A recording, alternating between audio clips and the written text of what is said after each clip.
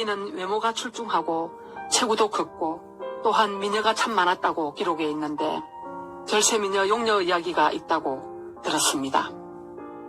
이어서 가야의 절세미녀 용녀 이야기로 여러분과 함께 하고자 합니다. 가야의 절세미녀 용녀 이야기를 여러분과 함께 하겠습니다. 가야시대 무적동네에서 가까운 유민산 서북 쪽에 용녀가 살았다. 좌지 왕자는 사냥을 좋아하여 지금의 주촌 선지리 쪽 산에 노루와 토끼 사냥을 하러 갔다. 동네 앞을 지나다가 물길로 나온 용녀를 보고 한눈에 반하게 되었다. 용녀는 그 여동생이 여전사였고 매우 씩씩한 모습을 하고 있었다. 왕자는 용녀가 너무나 마음에 들었다. 그는 용녀를 불러내어 무전마을 포구나무 아래서 사랑을 속삭였고 때로는 서재골에서 만나기도 하였다. 서재골에는 화옥공주가 인도에서 올 때 가져온 차씨의 차나무 꽃이 하얗게 피었고 왕자는 찻꽃을 따서 용녀의 머리에 꽂아주기도 하였다. 왕자는 용녀와 결혼하기를 원했다. 그러나 신분이 낮다는 이유를 들며 신하들이 반대했고 부왕도 탐탁히 여기지 않았다. 그러나 부왕께서 봉화하시어 왕자는 그대로 왕위에 올랐다. 절대 왕권을 쥐게 된 좌지왕은 왕위에 오르자마자 용녀와 결혼하여 왕비로 맞아들였다. 얼마간의 시간이 흐르자 신하들 중에 대학한 도령은 신하 박원도와 함께 임금에게 간하였다. 외척 용녀의 무리를 관리로 등용하여 나라 안이 소란스러워졌다고 주장하였다. 거기다 계림이 깨를 써서 가락국을 정벌하려 하였다. 신하 박원도가 임금께 간하였다. 하늘이 무너지고 땅이 꺼지면 사람이 어느 곳인들 보존할 수 있겠습니까? 복사에게 점을 쳤는데 소인을 없애면 군자인 벗이 와서 도울 것이라 했으니 임금께서는 주역을 살피소서.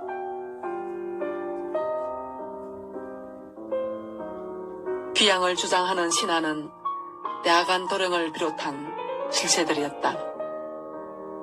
왕비의 지위 유지에는 이를 받쳐주는 정치 세력이 반드시 있어야 하는데 미모 하나로 왕비가 된 용녀에게는 피하기 어려운 여건이었던 것이다.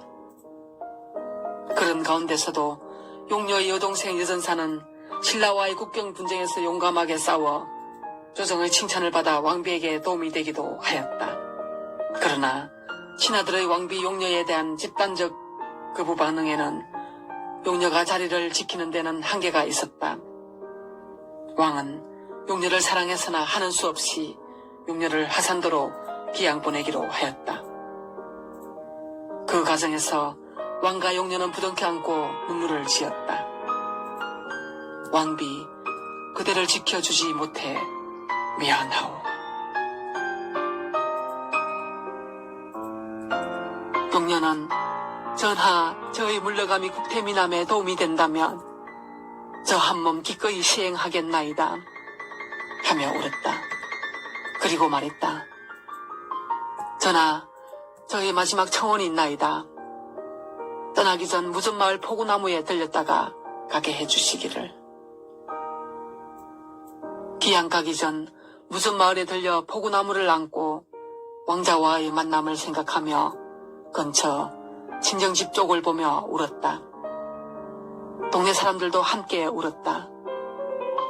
기록에 기양지가 하산도로 되어 있는데 그 위치가 할천동 전산으로 추정하고 있으나 필자의 견해는 지금의 가덕도로 여겨진다.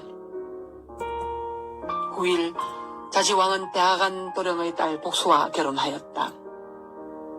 이후 아들 치휘를 낳았는데 일설에는 용녀의 아들이란 설도 있으나 확실치는 않다. 이와 더불어 박경영 고모님의 시수필 한 편을 소개할까 합니다. 민혁꽃 오이풀꽃의 독백입니다.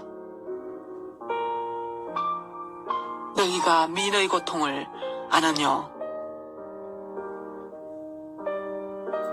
뛰어난 미모, 그 중에서도 개성 있는 미모의 소유자는 현대판 귀족이다. 살아가는 수준이 올라감에 따라 이에 대한 욕구가 커진 결과이다. 귀족이 가지는 특권의식의 삭텀은 어쩔 수 없는 일이라. 의식주가 해결되고 여유를 가진 사회에서는 자연스러운 현상이라 하겠다. 아름답지 않는 꽃이 있어야만 그 중에서 개성 있는 나 같은 오이풀이 한 몫을 차지한다. 특히 그 색채감은 예사롭지 않다. 다크, 레더, 금붉은색이고 외모는 심플하다. 지적이며 우아한 이미지다. 이런 개성미로 하여 사람들은 꽃꽂이 자료로 애용되기도 한다. 아지랑이 하늘 그리는 봄에는 봄비에 즐거워했고 하늘에 거진 무지개를 보며 행복했던 나. 따가운 햇살과 태풍을 온몸으로 받으며 해쳐온 여름의 치열함을 뒤로 한 채 더 높은 가을 하늘과 살랑이는 바람에 즐거워했지. 자신의 미모에 주위의 부러움을 사며 한껏 뽐내며 지나던 여름날들. 하지만 남들은 상상하기 어려운 자신만의 고뇌. 꽃꽂이 하는 사람들이 불을 켜고 나 같은 오이풀 종족을 끄끄가기도 하고 주위 꽃들은 슬픈 척하지만 속으론 미소 지은다는 사실. 여러 유혹과 시기, 정작 마음에 드는 1호부터의 오해 등등으로 어릴 적 들었던 미인방명이 맞다는 사실을 알게 되는 아픔들, 슬픔들,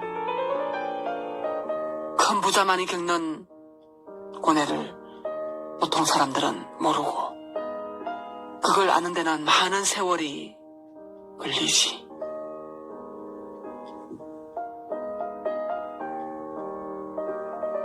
너희가 미인의 고통을 아느냐 하며 쏘가리 했던 일들, 이제 겨울의 한복판인 이를 하순 죽은 줄기는 그래도 빳빳하게 버티며 서 있어 마치 파르테논 신전이나 이집트의 미라 같기도 하다.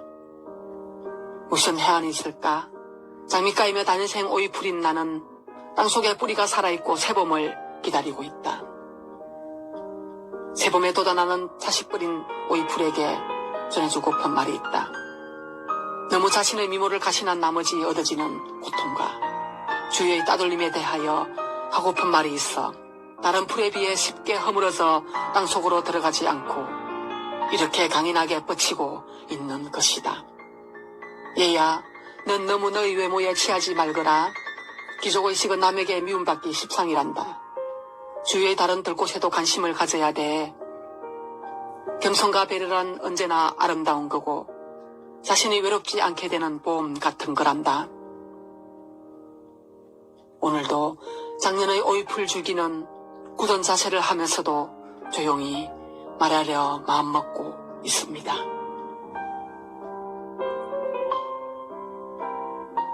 우리는 살아가면서 미처 생각지도 못하는 많은 일들을 겪어갑니다. 늘 머무름과 떠남이 있는 우리의 현실에서 무수한 이야기를 묻어둔 채 말이죠. 슬기로운 지혜가 필요한 요즘인 듯 합니다. 오늘은 순장녀 간분 이야기와 절세미녀 용녀 이야기로 청취자 여러분과 함께 했습니다. 따뜻함이 있는 하루가 되시고요. 다음에 또 다른 이야기로 찾아뵙겠습니다. 감사합니다. 이 콘텐츠는 2022년 마을미디어 지원 사업의 일환으로 제작되었습니다.